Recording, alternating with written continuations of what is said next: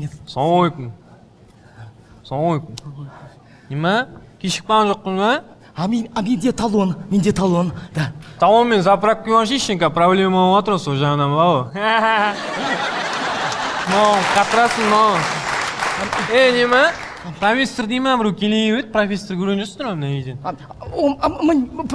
Профессор. Кет тұрған не? Кешігіп қалмасам, өзі кешігіп жүр ғой мынаның бау. Профессор емес қой. Енді кім? О, Амантай кажы ғой. Ол не үшін аяқ?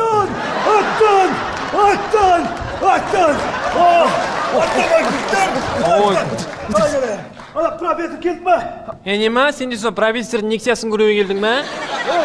Лекция емес ол. Лекция. Әйелмен еркек туралы лекция айтады. Машина ше. Машина жоқ. Көк кеттім мен. Отыр. Әйелің бар ма? Ма? Отыр керек болады. Менің темам ғой әйел мен еркек деген. Ал көрейік. Кешіріңіздер. Кешірім сұраймын. Нема? Мынау тауық істейтін ғой, KFC ма?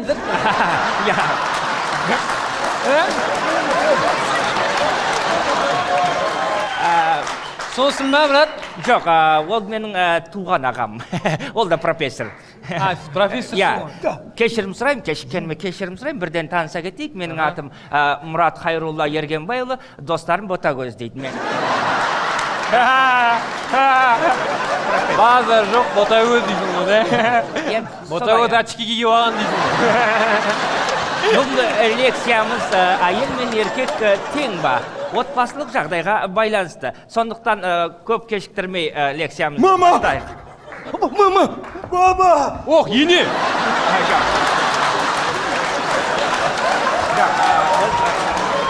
Жалпы бүгінгі лекциямыз әйел мен еркек тең ба? Қайсысы қоғамда екеуі бірге санасады? Сондықтан бұл жерде... Оны сіз айтпай-ақ береді ғой, әйел мен еркек демемес бар ғой. Мен конкретно өзім вақытында істеймін, вақытында 15 күн кейде бір айына 2 айлап кетіп қаласың ғой. Шығасың, бенеуден отырасың, пойызға ауылға келе қоясың, тек үй келсең әйелің шығады да, мен не жұмыс жасаймын, зарплата анау-мынау дейді да, қой дейсің ғой, қоймайды бірақ бар ғой. Айтам, мен қой шеш құрсын, өзің орның бір шеш деймін да, екеуі бар ғой, конкретно. Соны айтасың да, әнже қырыс бастап кетеді, екеуім конкретно біразға дейін барып басында, ұрып тастайды мені бар ғой.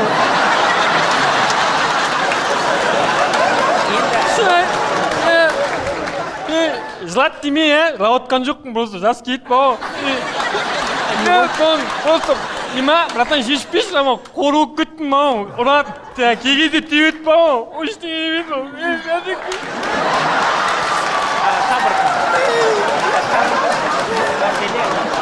Не о, папа, жыламаш, папа. Барша папаңа, маған кеп алған еді папа. Бұл мәселе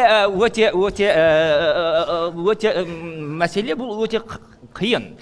Сондықтан бұл отбасылық жағдай бар. Мен айтайын. Ал менде наоборот. Маған әйел айтты. Әйел бастық болу керек. Әйел бастық болу, ал еркек үйде отыр керек.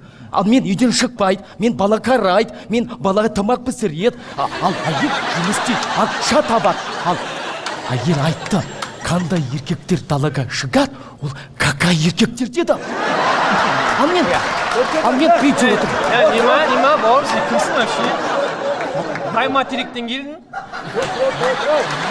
Ол, Ол сендерде солай шығар, бізде қазақтарда вообще басқаша, дұрыс па, Амантеке айтшы? Әрбір мықты еркек 4 әйел алу керек. Көрдің ба?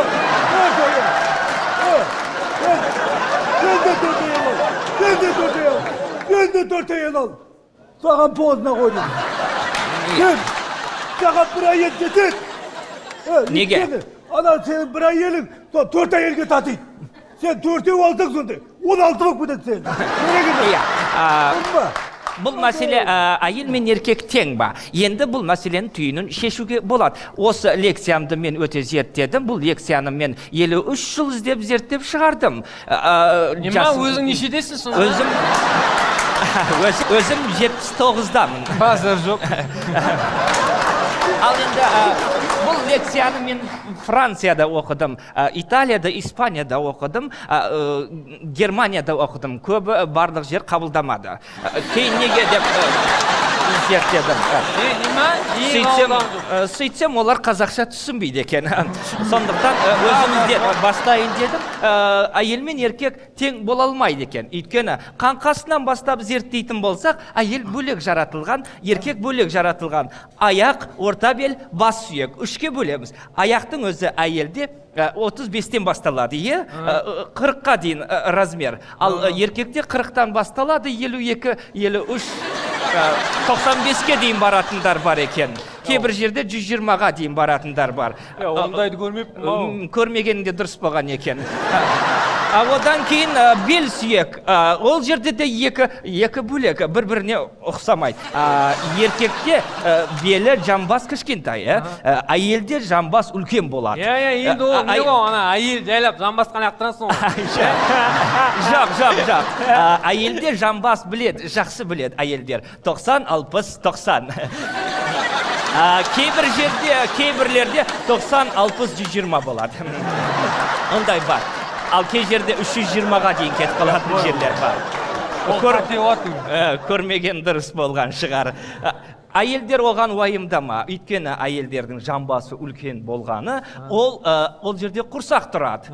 Ал еркекте құрсақ болмайды, бала көтермейді, оларға жамбас керек жоқ. Ал еркекте иық үлкен болады, өйткені ол баласын көтереді, анасын, қару-жарақ, туысқанын көтереді, кейде басына шыққан әйелін көтереді. Саған айтады. Ал әйелдерге иық керегі жоқ, өйткені әйелдер басына шығармайды. Ол жерде де екі бөлек. Қан әйелдерде бөлек, еркектерде бөлек. Мүлдем қосамайды. Еркекте 5 литр, әйелде 3 литр қан болады. Профессор мырза, ал еркектер неге қан аз? Көп, керісінше. Көп, неге көп? Өйткені ішіп қояды ғой. Кім ішеді? Әйелің ішіп қояды да, бойдақсың ба, бір дейсің ғой, не сен? Иә. Дұрыс айтады. Ал жақ сүйекке келетін болсақ, жақ сүйек еркектерде өте салмақты. Анда-санда бір қимылдайды. Ал әйелдерде жақ сүйек өте нәзік, жұмсақ. Әйелдерде көп қимылдайды. Еркектерде анда-санда бір рет болды қойсаңшы енді деп. Әйелдер оған жақ сүйек тоқтамайды, қимылдай береді. Сол кезде оларға еркектің қол сүйектері көмекке келеді. Оны көрген әйелдің жақ сүйектері одан бетер қимылдайды. Ал не істейсің? Давай, өзінікін істейді. Сол кезде ақылды еркектің қол сүйектері қойшы деп кетеді. Бірақ әйел жақ сүйек қалмайды, есікке дейін барады. Қайтадан қайтады. Осындай болып тұрады. Бұл жерде мүлдем осындай да болып тұрады. Мүлдем басқа, екеуі екі бөлек жаралған. Сондықтан әйел жақ сүйек ол үшін емес, күйеулеріне ұрсу, балаларына ұрсу үшін емес. Әйел бала тәрбиесімен айналысу керек. Сол үшін көп сөйлеу керек, жақсы сөздер көп айту керек. Соған қарап баланың тілі шығады. Сондықтан бізде ананың тілі, ана тілім арым бұл, ұятым бұл. Тұр бетте өзге тілдің бәрін біл, өз тіліңді құрметте деген бар.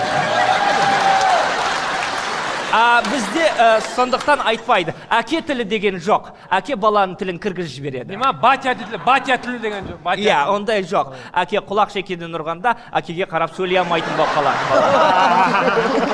Сондықтан әйел ошақ қасы, еркек ел басы дейді. Әйел еркектің қабырғасынан жаралған. Сондықтан егер кім әйел? Еркек сендері солайша менің оң жаққа барған полный сынған ғой, брат. Сондықтан да әйелдерге өте нәзік, мейіріммен, бір-біріне жақсылықпен қарау керек. Әйелін жамандаған, боқтаған еркек өзін боқтағанмен саналады. Сондықтан бір-бірлеріңді жақсы көріңдер, жақсы болыңдар, ұрыспаңдар, отбасын мәңгілік жақсылықта сақтаңдар. Біздікі дұрыс емес қой сонда да конкретно. Отбасын өте татулықта болу керек. Күттей тұратшы. Рахмет. Алло, жан, жан, кешеші. Бәрін не кешеш, осы уақытқа ештеңеме ау. Сеніңкі де дұрыс емес қой, өзің көріпсің, артық кетіп қалатсың ғой, кейген жерлерде ау. жоқ кешіремін бәрін жоқ шрам нормально просто неме қолмен тырнай берші аяқпен болмайды екен давай кешірім сен де кешір давай мен де әйелге звон. Алло, мен кешірді сені, мен кешірді. Мен үйде отырады. Мен кетпейді ешқайда. Пока. Әйел, еркек деген кешірім сұрамау керек. Еркек деген бір жаты жоғары тұру керек. Ай, бұлай болу керек. Еркек басқару керек. Бақай. сөйлесін Ана, Қайдасың? кім ол? Мен ғой, әйелің ғой, ұмыт қалдың ба? Мен есік алдында магазинде отырмын ғой. Қашан келесің? Қазір келем, не бол, тамағың дайын ба? Қайдан дайын болсын, нан жаятын оқтауда кетіп қапсың ғой. Ойбай, мен кеттім, жас көп болды. ал естелікке суретке түсіп алайық рахмет мынау кете берейік бар ғой неме фото тартып жіберші кішкене ертең барғанда айттым ғой кел KFC-мен фотоға түстім деп